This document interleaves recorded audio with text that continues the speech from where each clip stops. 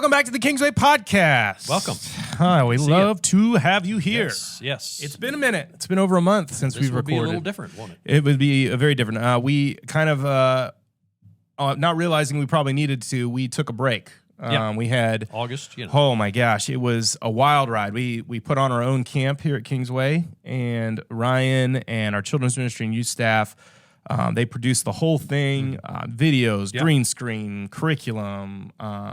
We hosted at a local camp, and it is an all hands on deck type thing. And so we just got to a point where Ryan was trying to make this happen, and I just said, Ryan, we'll just pick it back up in September. Yeah. And so we've gone a little distance since the last time we started. Yeah. Plus, it was really hot last week. I don't remember that doing anything to do with this, maybe, but man, it was hot.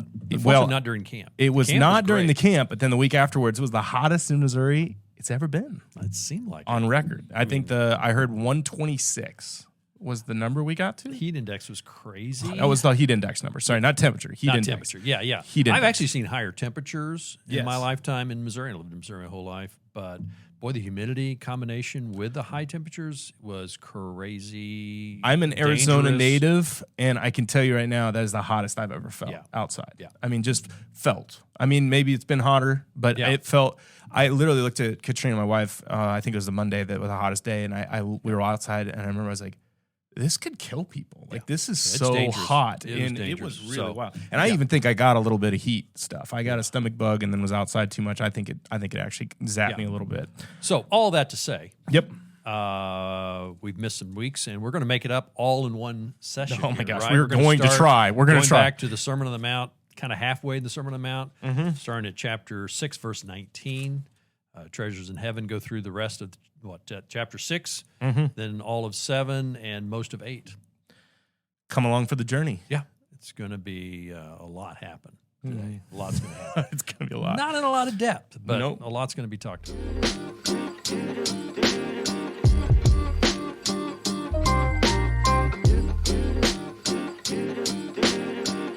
So here's a fun little thing as we jump back into our kind of normal grind. Ryan wanted me to let you know that we created little stickers for you, and we're gonna have these available. And if you're while listening and you can't see, I'm holding up a little microphone sticker with our podcast logo.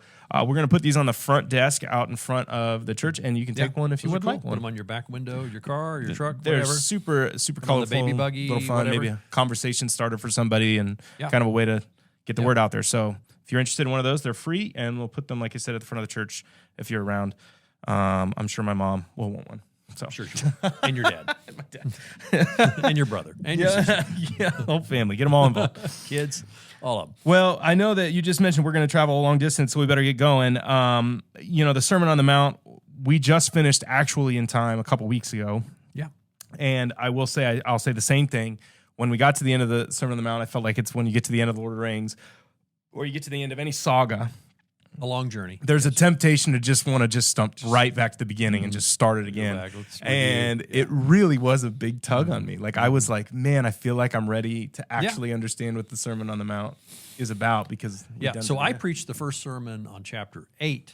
So I was the first sermon leaving afterwards, and I was like, oh gosh, we got to leave the Sermon on the Mount. There's so much, so rich. And now I'm reading black letters again. You don't like it as much. But it worked too. We'll talk about that. Well, that's what I love, that we get to go back and talk about it, because I really wanted to when we got. So this is it. So we're jumping into verse 19. Yeah, you want to go to treasures in heaven. So starts at verse 19 there. You preached on that. I did. I preached on it. I was going to go back and hit a couple of the highlights. Normally we do like a 90-second review, but I had to go back and look at the sermon to be reminded. That's how you know it was. So just remind me, did you do treasures in heaven and do not worry at the same sermon? Okay, so you finished out chapter 6. So I did all the way through do not worry. That's the do not worry section, 25 through the end of the chapter, 34. Very famous section. Yes. Yeah. And, seek his kingdom. Who can add worry by tomorrow by worry itself? Each day has enough worry of its own. One of my favorite, this was, I think I mentioned this in the sermon, but I studied this for a full year. I did one of the largest papers that I did in college on this, my exegetical in my senior year that I had to Treasures do in Heaven, or on the Do Not Worry section. Okay. And so the Do Not Worry section, and if you study something for long enough, it almost becomes a love-hate relationship where you're like, I've looked at this and I have looked at this and I have looked at this over and over again. Yeah. I broke this down into kind of this idea of generosity versus greed. This whole section kind of flows from this conversation, and the treasures in heaven is based on this idea that we are generous here because God is going to be generous with us later. Right. We are generous here because God has already been generous with us. So that really blessed theme was at the center of that whole idea. It's like we do not worry about tomorrow because we are blessed today. Right. And we don't worry about how much we can hoard because we know that God is going to take care of us, regardless of what comes our way, and this world is not our home.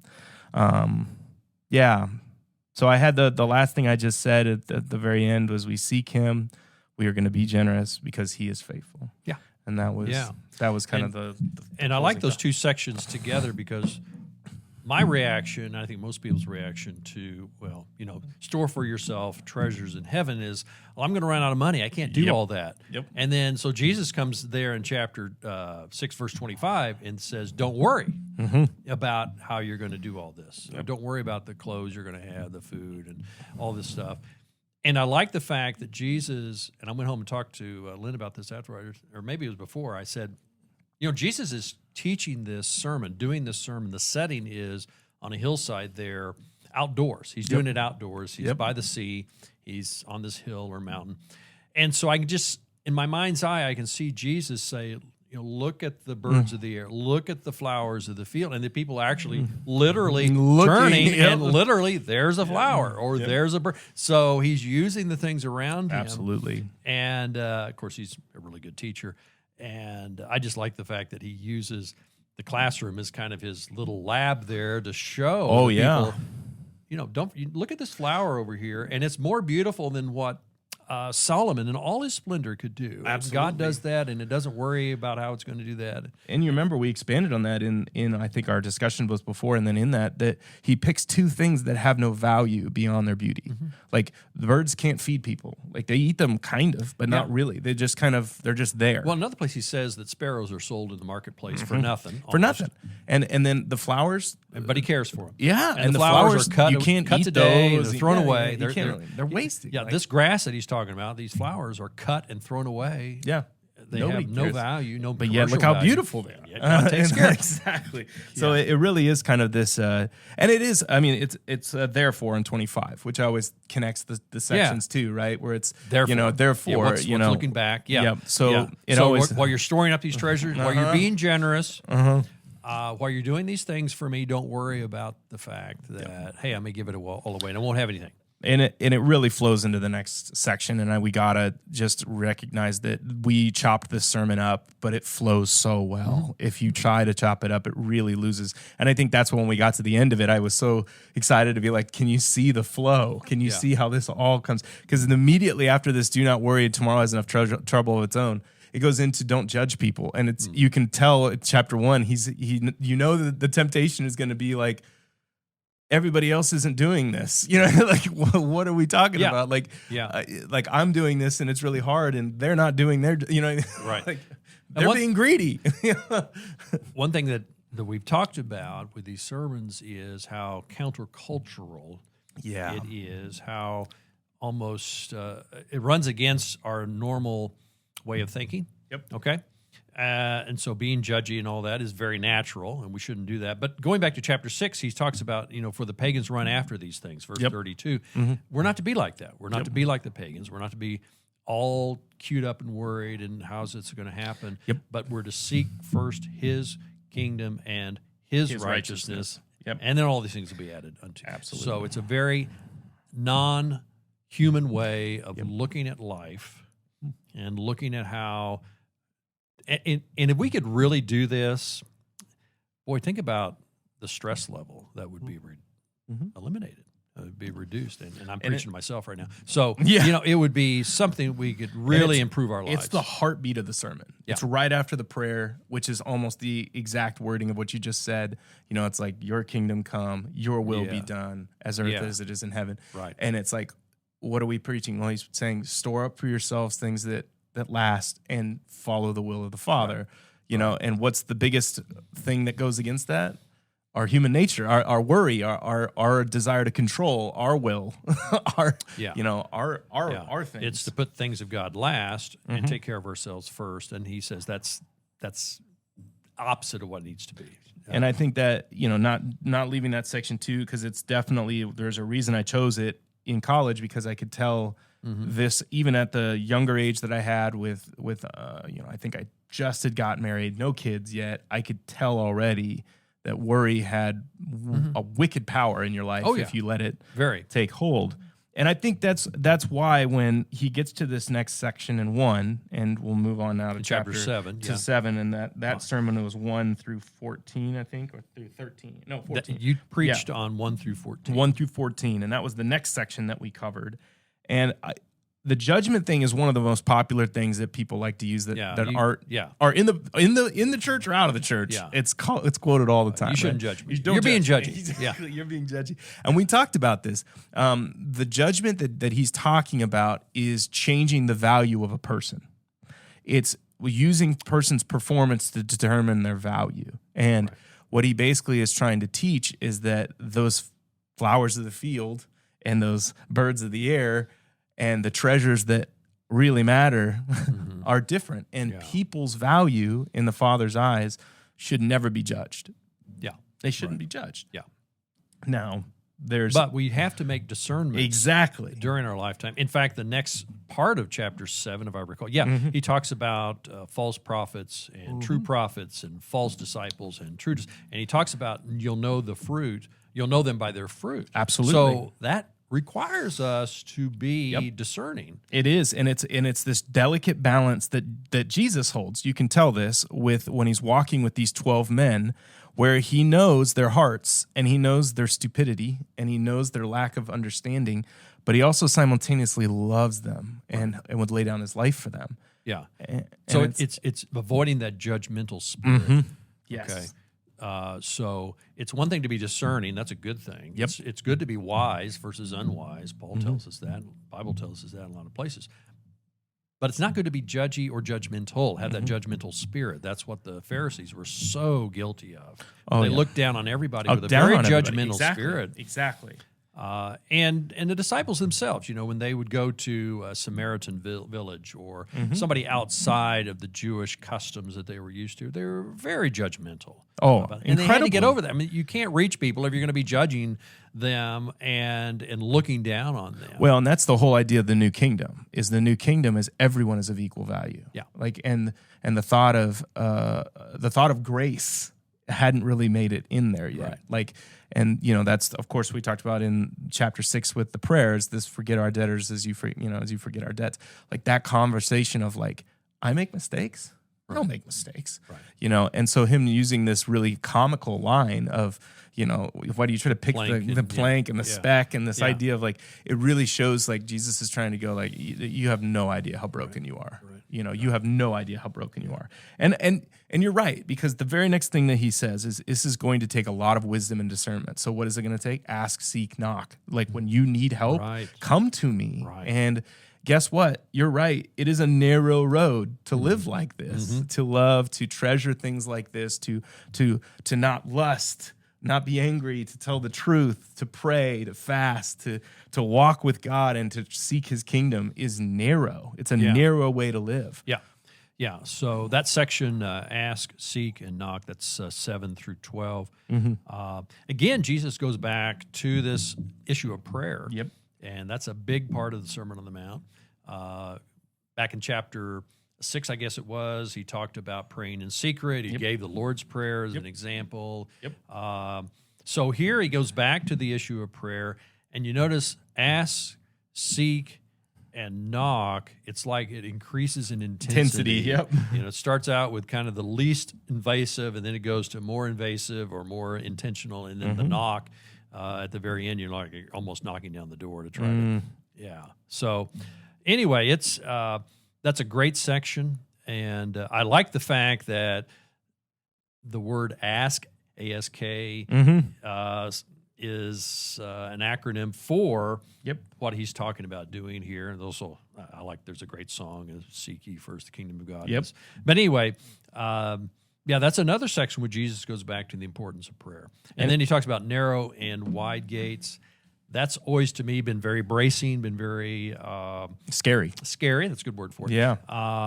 To know that, it's, if you look at the broad section out there of society, most of them are not on the road. Well, and this is why I think redefining and reclaiming that is really important, because although it is salvation, and though I definitely think that's ultimately where it goes, I also think it's very applicable, because if I take that section and I recognize that being a good parent is a narrow road, I recognize that like living the kingdom life for my kids is hard, and there's a way that I can tell doesn't bring life to them. Right. And it hurts them, right. and it leaves them wounded, and it leads to destruction that's not healthy.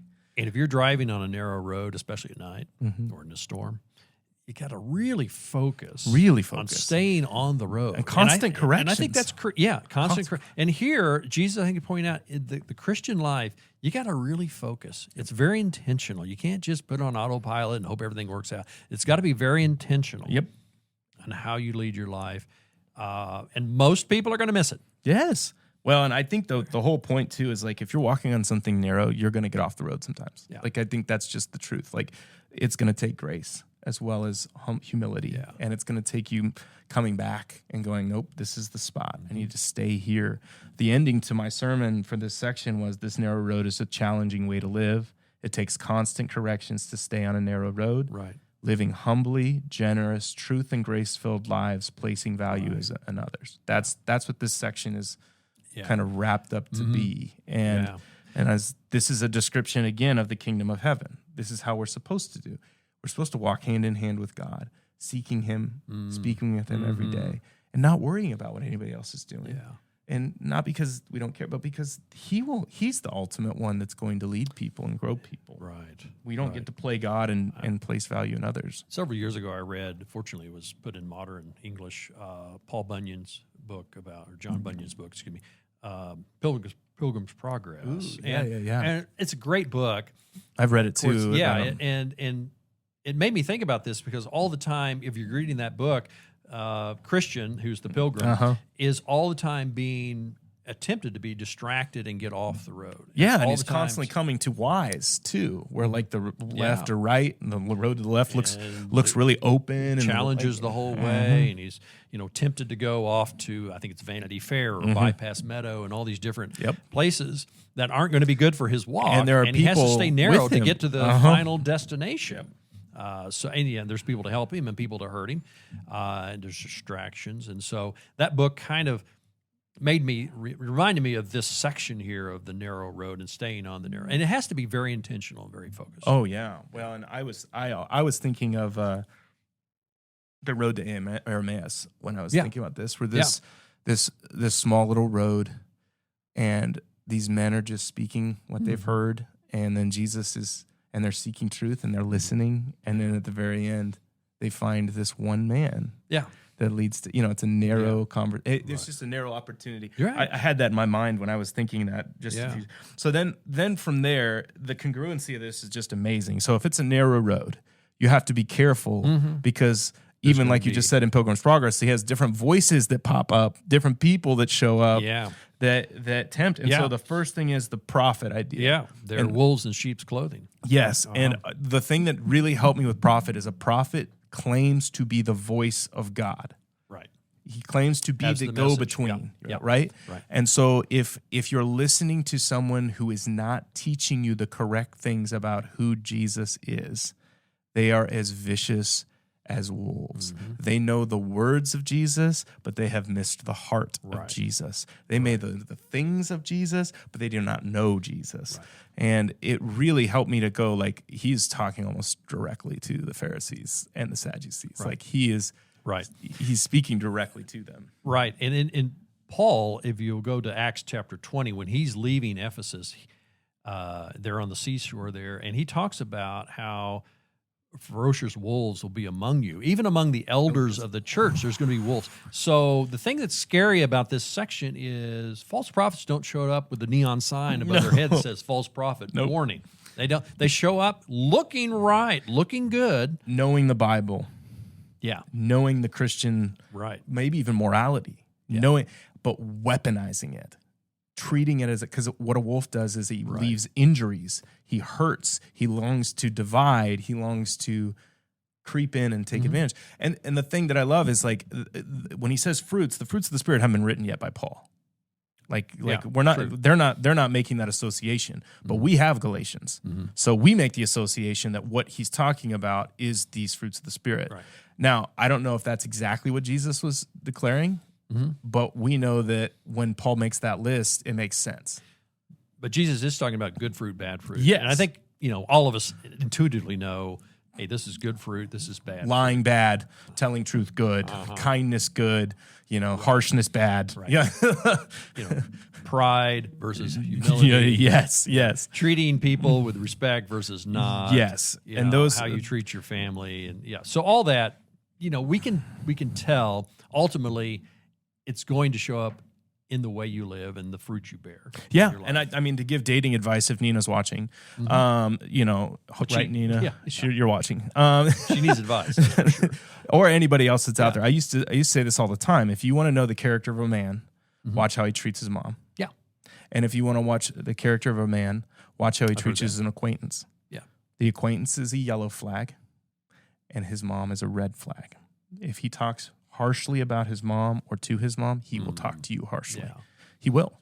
And if he talks harshly to someone he barely knows, he has harshness in his heart. Yeah. And I think this is, like in a small way, this is all Jesus is trying to say. He's like saying, like, you watched how he just talked about a person that wasn't in the room and he spoke with anger, or he had an opportunity to take advantage of somebody and he did it and no one saw it. You know what I mean? Yeah, I know he knows the Bible, but it's not even a moral thing. It's like it's more than moral. Yeah, it's like the standards that are saying earlier. It's like, yeah, he didn't cheat on his wife, but he's been staring at that girl this whole time. Yeah, he didn't technically steal, but he wrote that so that he would be to his advantage every single time. Yeah. And that starts to be and then, like you said, those are going to be among us. But I think the scarier one is the next section. Yeah. It is.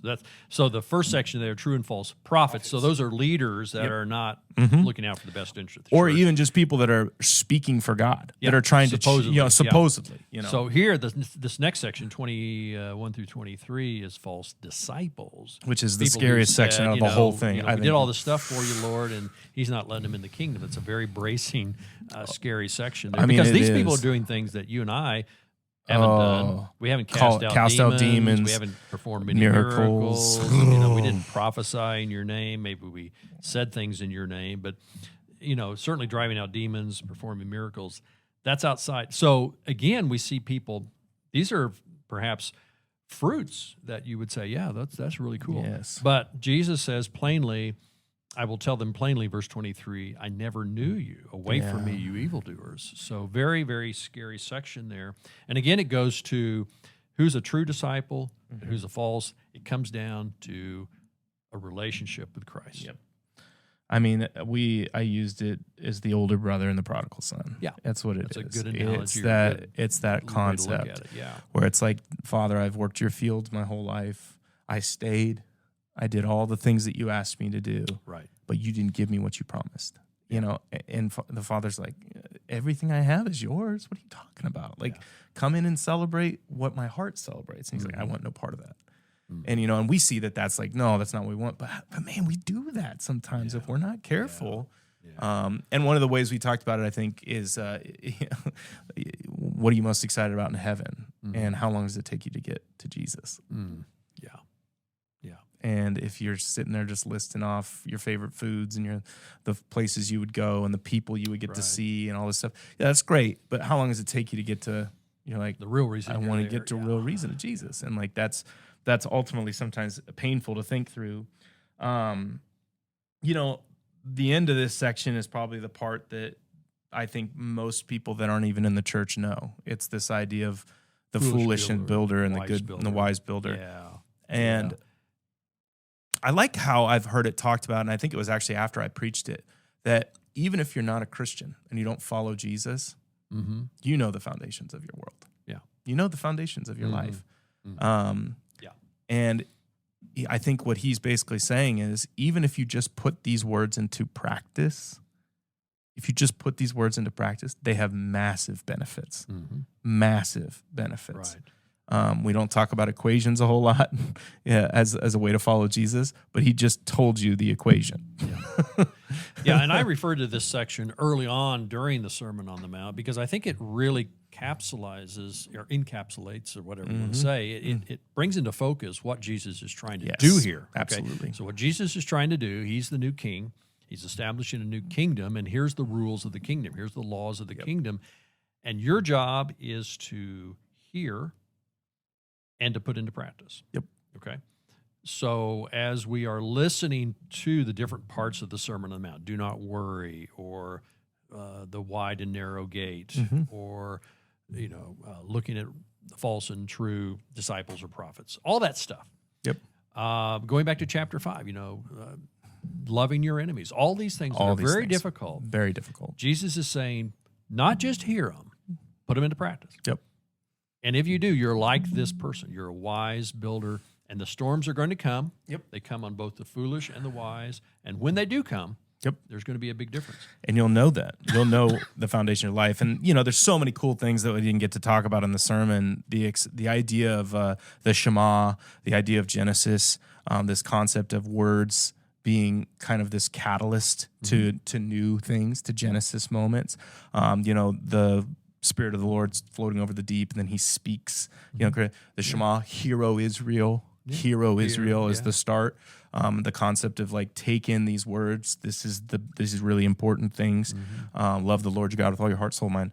That type of concept, and then Jesus to basically go, those of you that hear these words, that is going to start the new kingdom and also be the place of your action. And then I love the idea of the stone, which we pulled out, the concept that Peter's confession is called a rock of who Jesus is. And then, of course, Isaiah talking about Jesus being the cornerstone of this new kingdom, which would be the elaboration of the temple, this concept of this new dwelling place of God, this new Jerusalem. And then 1 Peter, we're living stones. Yes, and then we become the living stones of the kingdom. We line ourselves up with the cornerstone, and as we do that, we lay the foundation not just for our individual lives, but for kingdom expression and growth, which is wild and such a cool thing that just draws from the very first to the end. Yeah. And then when Jesus is done with his teaching, we have verse 28 that the crowds were amazed at his teaching. They were sitting there. I just see them stunned almost at the end. They're like, "Are you done? This is amazing." Because he taught as one who had authority. We'll talk about that in chapter 8. But we see here that the king had authority. He's the ultimate authority, the ultimate teacher. And that's exactly the springboard into chapter 8. I mean, it really is. I mean, have you ever been to a movie when the movie stopped and then no one leaves? Yeah, very rare, but yes. Can you think of a movie when that happened? Yeah, Lynn and I saw, way back in 92, I believe, Clint Eastwood had a movie. It's the best one he ever did, I think, called Unforgiven? Unforgiven. Yeah. Not Forgiven, but Unforgiven. Yep. And that was such a powerful movie. It won Best Picture, as I recall, that year. But I just remember walking out of there, we did leave, but we were just in silence. We couldn't really talk for a while until we got to the car and kind of let it process. Yeah. Because it was so powerful about life and death and taking people's lives. That scene in the movie, I've killed everything that's crawled or whatever on this earth, and I'm here to kill you, Billy Bob. Yeah, it's such a dark movie. Well, so it took us a while to kind of get out of that hole. And I remember, I saw a documentary on Mr. Rogers, and it wasn't the one that Tom Hanks did. It was the actual documentary. I think it's called "Won't You Be My Neighbor" or something. But I went and saw it by myself, and I sat next to a granddaughter, a mom, and then a grandma, and they had 3 girls, 3 ladies, 3 generations that had all grown up watching him because he had been doing it. And they had a fundraiser before you walked into the theater. It was 25 cents per tissue. And they had 4 boxes of tissues. Okay. They sold out. Raise some money. So the end of the movie, I don't want to, obviously he's dead now, but I remember the end of the movie being this scene where he's dying and his wife comes in and she goes, do you think I'm a sheep or a goat? That's what he says to He her. says to her. Yeah. And she goes, sweetie, if you're a goat, we're all screwed. We're all screwed. Big trouble. We're all screwed. And the movie ends with his speech on when he received the award, where he goes, think about somebody you love and take a moment. And he just lets it sit there. And then the movie ends. And it was like one of those, no one left. Everybody's just in there crying.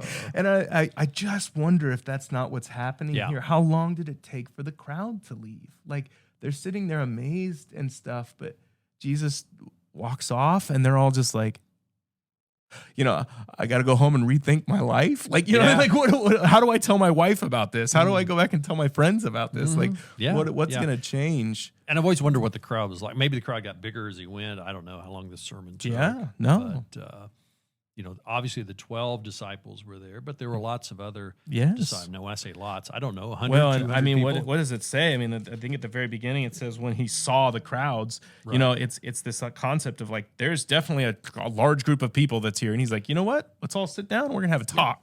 Well, in verse 8, it says in verse 1, or chapter 8, verse 1, it says, when Jesus came down from the mountainside, large crowds followed him. So I don't know if the crowds got bigger as he was talking or they started out large, but there was a crowd. There was people more than just the 12. So then you want to move to chapter 8? Yeah, let's okay. move to So chapter 8, that's what I preached on, the first 17 verses. I preached on there's three miracles there. And so there's the cleansing of the leper. There is the healing of the centurion's servant who apparently was paralyzed. And then finally, there was the healing of Peter's mother-in-law who had a fever. And then it says kind of a summary statement in verse 16 that many demon-possessed the demons were driven out. And also he healed all the sick. So it's wild. Yeah. So he, there's a lot there. So we get into the section here, as you mentioned to me earlier, where Jesus is not speaking about being a king. He is acting. He's like the king. doing it. So Matthew here is portraying Jesus and I talked about this in the sermon. We went all the way back to chapter 1 where we had the royal line. And we had the wise men show up, and so they crowned him as king, and he was baptized as a king. So all this stuff he's going to be the king. And then he actually walks onto the stage, and he goes up on a mountain, and he delivers the law. Okay, well, you've done all that, but you haven't acted. You haven't sat down on the throne, if you will, and shown us you're the king. Okay, well, now we're going to do that in chapter 8. And it's also in chapter 9, which we won't get into today. But Jesus does a whole bunch of miracles. So he has the miracle of cleansing the leper. So he takes this. Leprosy is really, I think, a vision or a symbol of sin, how it covers 100%. The whole body. It starts out small, but then it takes over and it ruins everything. It's an internal thing that then finally comes out as an expression, and it's a numbing thing, right? Where it numbs you. It excludes you from the temple, excludes you from others. So it divides like sin does. It divides us from others. So Jesus, cleanse him of that. Tells him don't go tell anybody, but go to the priest and offer the gifts that Moses commanded. So we have that miracle, and then we have the miracle in the middle of the faith of the centurion. And I think that's so awesome because the centurion then talks about this idea of Jesus' authority, and he says, I'm a man under authority. I tell this guy to do this, and he does it. And he says, I know, Jesus, that if you just say the word, you don't need to come to my house. Please don't. Just say the word. And it says that Jesus was amazed. He said, I haven't seen this kind of faith anywhere in Israel. And here's this pagan centurion, occupying Roman, unclean person. He has so much faith. And it says Jesus was amazed, which I thought was amazing that Jesus could be amazed. But when you said that in your sermon, I hadn't caught that. So I was like, wait, that is wild. Like he's like taken aback. I'm like, surprised. I can't believe you did that. In my mind, I'm like, wait a second. I'm like, how human is he? You know what I mean? Like, I'm like, how human is he? Is that the human side of him that's just kind of like, interesting. Yeah, and the interesting thing also is that Jesus twice in the New Testament is amazed. Here at the centurion's faith, and in Mark chapter 6, he's amazed at the lack of faith in his hometown of Nazareth, which is all Jewish. I think it's pretty much all. You've known me since I was. He's amazed at their lack of faith. He's amazed not to find faith where he expects to find faith. Yep. And he's amazed to find faith where he wouldn't expect it. So it's kind of interesting, I think. That's wild. There. So we talked about the authority there, and I think that's such an interesting section there. And then finally, I like this little part where he heals Peter's mother-in-law. Yes, I love that. And too. it's I like that because it's not a big showy miracle. It's pretty much a kind of the run-of-the-mill miracle, you know. yeah. It's kind of your everyday poor man's miracle, if you will. And I like that because I like the fact to think that Jesus and God cares about the little things in your life. Oh, I when you said that spoke to me probably the most out of the whole thing, and I hadn't connected it in that really neat way where it's like, you know, God does care about your car, and He does care about when you have a cough, and He does care about when your kid skins his knee, or you know, the everyday He things. cares about the small little things, and you know, I think that's the Lazarus thing that we have talked about. Like Jesus never rushes through our grief, He never rushes through our pain. He's always present in that. And I like this because he's not just going like, she'll be fine. You know, like he comes in and is like, let me help. And I thought about this verse this week. Our dogs, I told you about this. Yeah. We have 2 dogs. They ran off for some reason. Sunday we came home for church. They weren't there. And they were gone all night. They were gone. Never has happened before this long. And we live out in the country, and I prayed really hard. And, you know, it's just for some dogs, you know, it's no big deal. Yeah. It's just one of those little things of life in a sense. But my wife and I were really upset and couldn't sleep very well Sunday night. And I prayed really hard. And I woke up Monday morning. And I remember I said this to God: when I'm really in trouble, here's my prayer. God, show me your glory.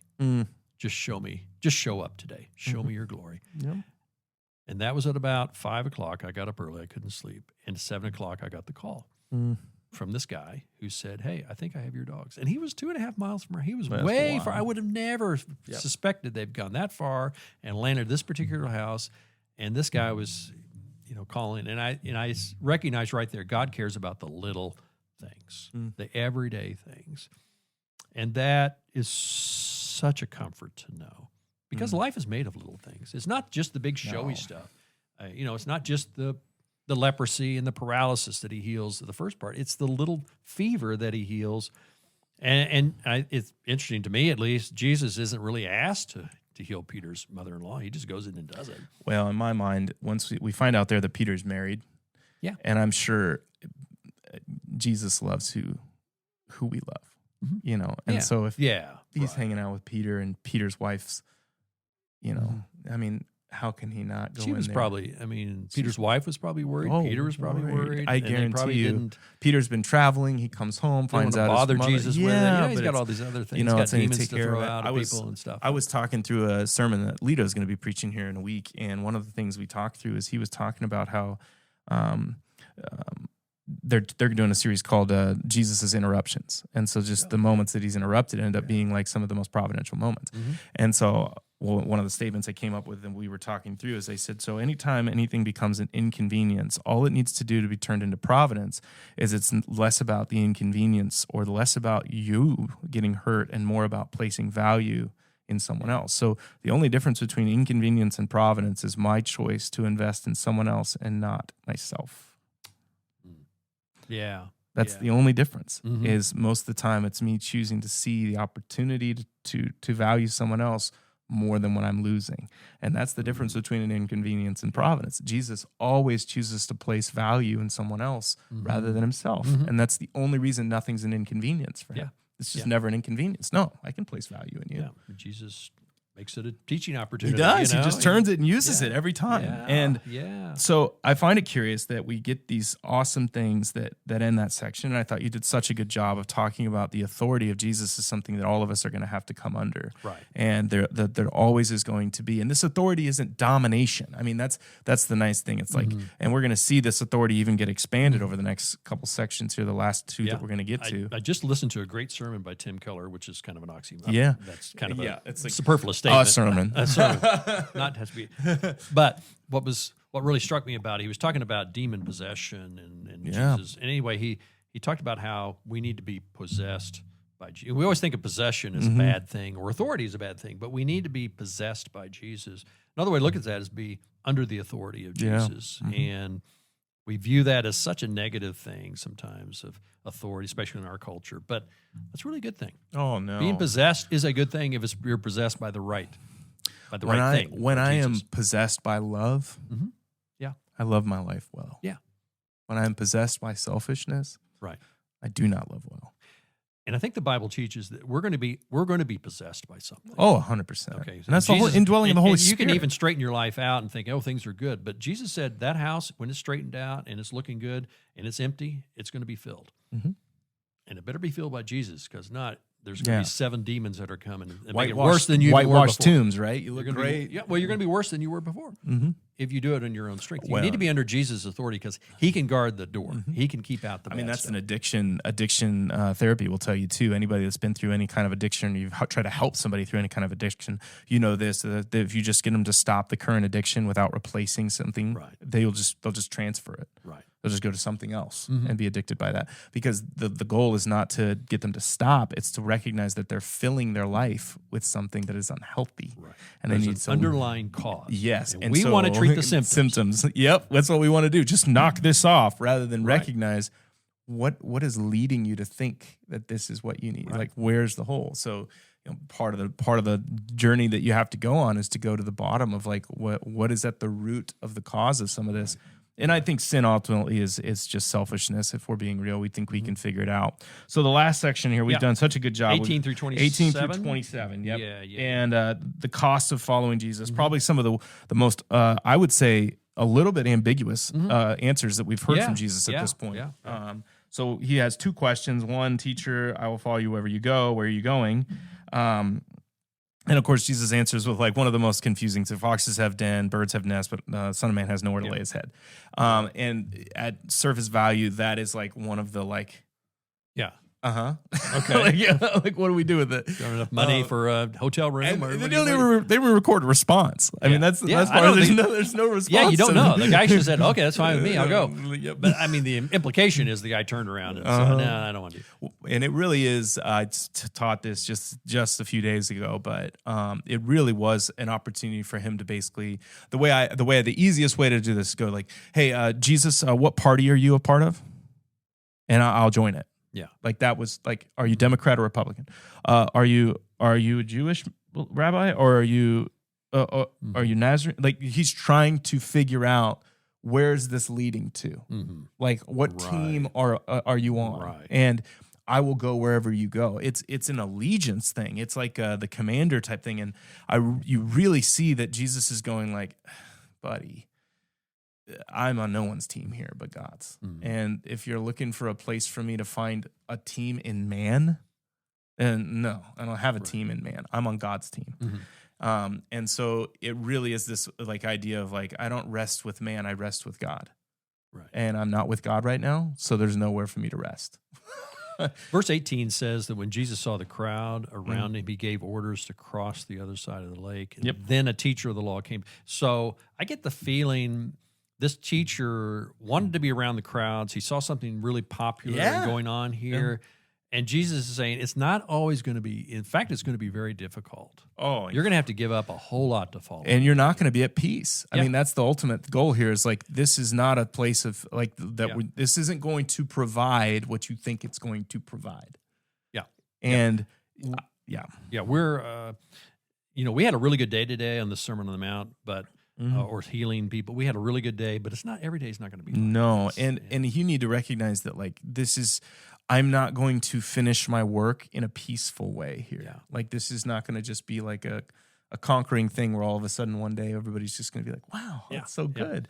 And you can see that by the way the question's left unended. And then just another question comes up, which I don't know if you heard me bring this up, but it's so funny. Like, these are just popcorn. Like, you're wondering if this guy was sitting right next to him, and he's like, that was a dumb question. Or like, next one.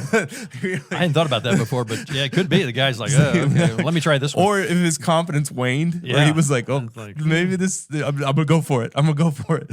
But then the next question, Lord, let me go and bury my father, and then I'll come, or let me go and bury my father and first. And or let me first go and bury my father. Right. I think this is probably the easiest one to misinterpret. Seems harsh. It does. Oh my gosh! Because what does he say? Follow me and let the dead bury the dead. Yeah.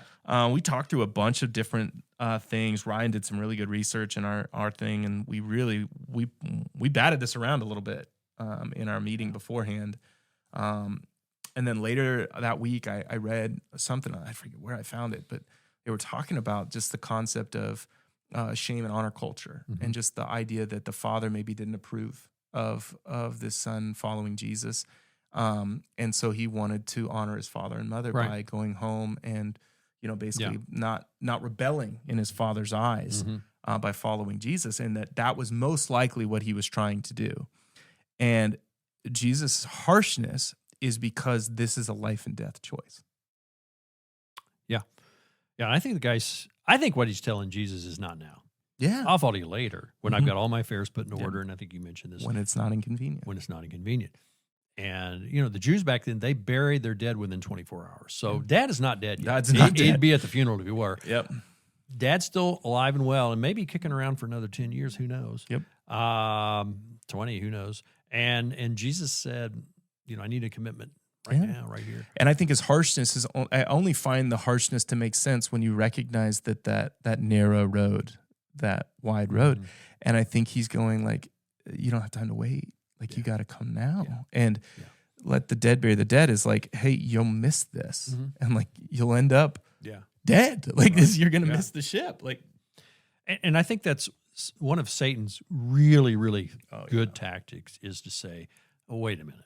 You don't have to do it today. There'll be a better time later. I heard one of the best intros to a sermon in a long time. Golly, it was from James River. What's his face? He's John Lindell. John Lindell. He did it probably about 2 months ago. Lindell. Lindell. He Lindell. quoted the Screw Tape Letters, and he said, first demon came to Jesus and said, or came to the devil and said, hey, I got a great plan. Teach them that heaven's not real. And the devil says, they'll never believe that. They know there's more. And then the next demon comes they won't buy that. And says, teach them that hell's not real. And he goes, yeah, maybe work for a little bit, but they'll feel guilty and they'll realize that they're not on the right path. And the third demon comes and goes, just tell them to do it tomorrow. Very effective. And he goes, that'll work. That'll work. That'll play. That'll work. That'll work. And so in my mind, I think that's exactly what's going on here. He's like, you know what? Tomorrow. Yeah. I'll do it tomorrow. And tomorrow leads to tomorrow. So that's pretty bracing. Okay, let's talk about the storm. So the storm, probably my favorite thing to preach. If I'm being honest, this is one of my favorite things to preach. And that's verses 23 through 27 of Matthew 8. Yep. A few really cool notes, and we've talked about this a lot, but man, I love that the first section of this is Jesus not resting, and then the first thing that we find is the storm pops up. I hadn't thought about that before, but that is really good I insight. Just can't. That's really Jesus was sleeping. I can't imagine these guys like, you just said you can't sleep, and now you're asleep. No place to rest. Mark's gospel, which talks about this, says he's laying on a pillow. Yeah. His head is on a pillow or something like that. So that's why he's laying his head on. What do you think about me talking about it like white noise? Like this is a comforting thing to him. Like this is something he's created. He's used to it. In fact, it's almost like a sweet sound to him. This storm is apparently it's not bothering him, so it's working somehow. In my mind, I'm going, this is a beautiful thing my Father's created. I've seen this. I love this. This is so cool. It reminded me, it's a different story, but if you remember Yeah. Jonah, during the storm in the ship, he's downstairs fast asleep. He's not worried. They have to wake him up and say, hey, don't you care? So it's kind of the same scenario. Which I think it's meant to be that Jonah is the exact opposite of what Jesus is in the entire thing. He's running from God's plan. From God, doing I knew you'd be a gracious God that would let them off the hook. You know. But Jesus has a pretty harsh reply here after he's woken up. He says, you have little faith. Why are you so afraid? I'm like, it's real. We've got a storm here that can kill people. Absolutely. It killed my granddad. I know people that have been killed in a storm just like this, Jesus. And these are experienced fishermen. At least some of them are. Yeah. They're not just making up a problem. This is a real and if the wind problem. are coming over the way, I mean, it's real. Like the boat could be swamped, you know. And I I thought about several years ago with the ducks incident. Yes, you see that like video in your mind. James It's such a River. horrible thing. Oh, like I remember like hearing that on 17 people Table were Rock. killed in Yes, that. and Yeah. they're like watching them try to make it, Yeah, and it's not awful. working. And So this is a real problem. And real Jesus gets thing. up and says, "Why are you so afraid?" Yeah. I'm like, well, And I struggled with that one. I'm not going to lie, because I really, in my mind, I'm just like, why would he say it this way? Yeah. Because in my mind, like, why wouldn't you go like, hey, it's okay. Like, Yeah. comfort them. Yeah. But it's not. And it really, I said what I came up with, because that was the only explanation I could possibly come up with, is the gap between what they were afraid of and what they could control was what they were scared of. Right. And that is so small in his mind. That actually takes more faith than to understand the gap between who God is and how hard this storm is to conquer. Like, he's like, what are you talking about? Yeah. Like, you think I'm that small? You think that I can't, and so in his mind, he's like, your view of God is so small. Not you. It's like your faith amount. No.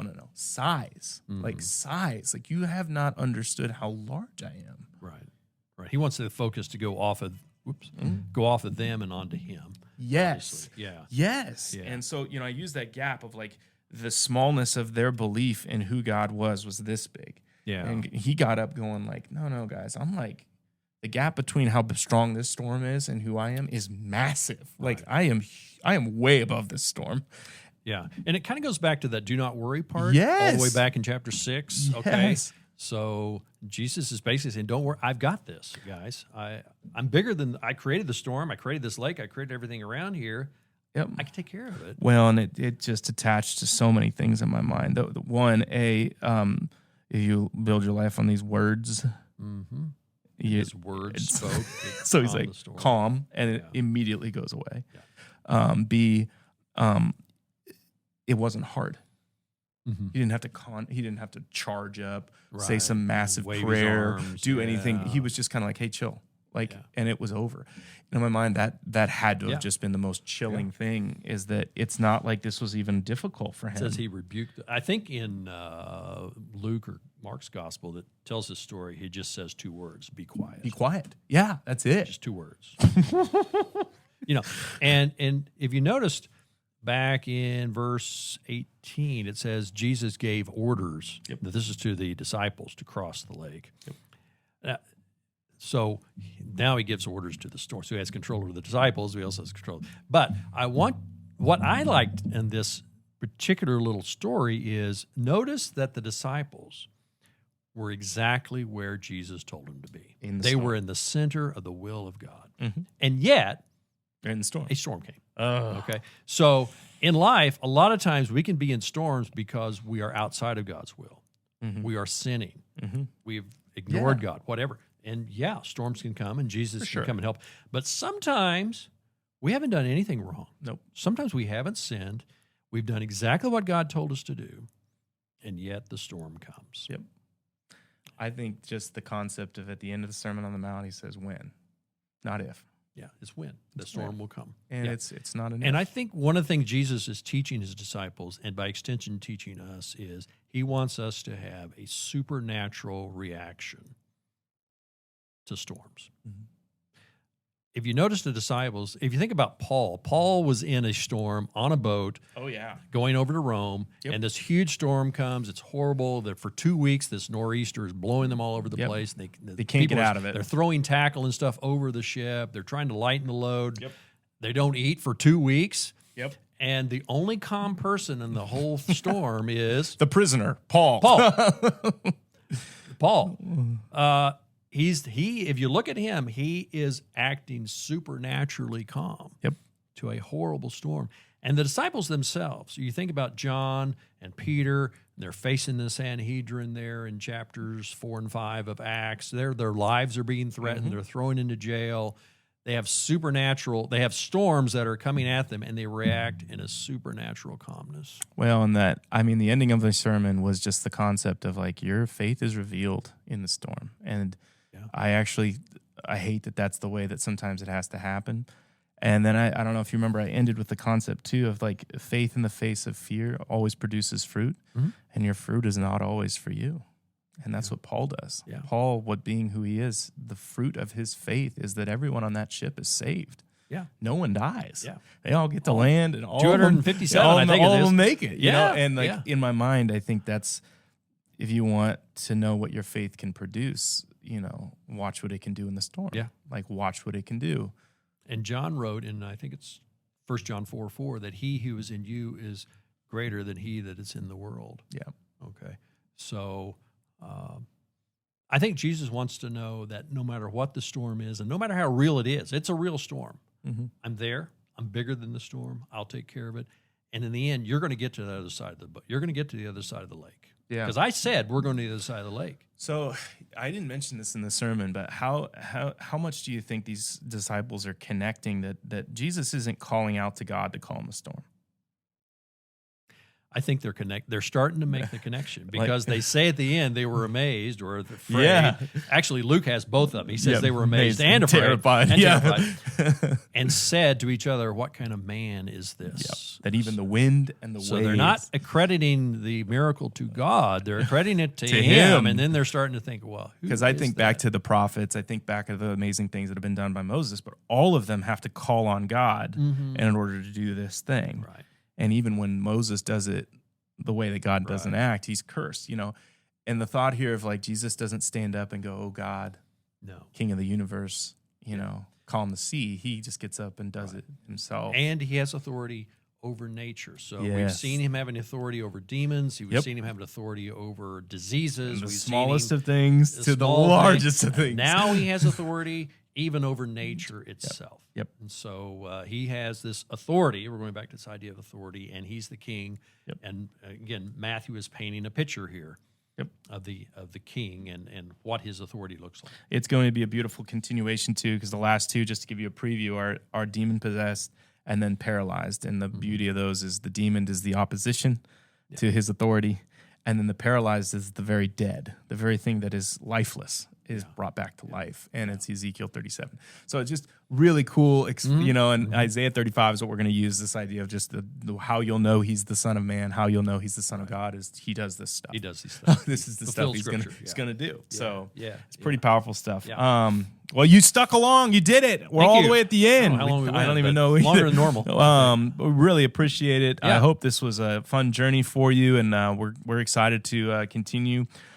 We have one more sermon that we're going to do this week in Matthew, and then we're going to take a little bit of a break in September to kind of do a really neat relationship series to kind of start the fall. But hope this has been a helpful thing for you, and if you stuck around this long, gold star. Appreciate you, Mom. Yeah. And as always, if you want to subscribe, like, share, leave a review on any of the podcast apps, we always appreciate that. Leave a comment or send in if there's anything you want to hear us talk about more, or if there's questions that we didn't get to that you have. We'd always love to handle those. So as always, have a great and glorious day in the Lord. We'll see you later.